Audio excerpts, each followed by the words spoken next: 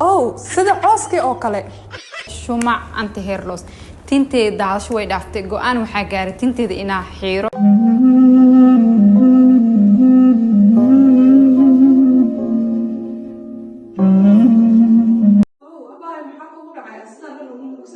أبايو مروكت إيجا موقتو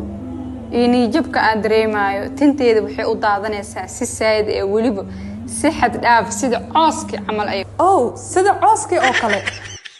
لكن ولي مسكو دايداي حل طبيعية إن أو استعماشتي معها ها أبايو إن بدن وا استعمالي حلوة راديي حتى وحا استعمالي شمع أنت هيرلوس تنتي داش ويد أفتي جو أنا وحجاري تنتي ذي إنا حيرو سودو أبايو دورشة ugu wanaagsaneed maanta ayaa sameysay xaruntii kugu habooneed halkaaga aad ku gaari lahaydna maanta ayaa taagan tahay anagoo ku caawin doono kaana caawin doono cabashooyinka aad ii soo gudbisay kuna siinaayo alaab dhameystiran markii aad soo isticmaashidna adigoo qoslaayo dib iigu soo laaban doono igana duceyn doono alaabta aad ku siiyo balkaale ila fiiri alaabaha aad ku siin rabo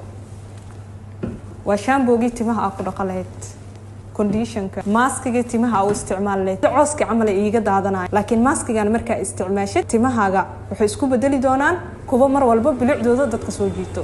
halkaana waa batarkii aad timaha u isticmaal lahayd sidoo kale saliidii qafiifka ahayd mar walba timahaaga aad u joogtay lahayd ku darso kama marno maadaama daadasho ay jirto salka hoose vitaminiski serumka siinayay agabku waa muhiim inaad timaha ka saxdid marka koowaad aad isticmaalaysid productiga أبايو رجدي لونته ولي بقوس أن كتاجنا تنتيد أو جو أنا أقاطع تنتيد رن إنا حيرو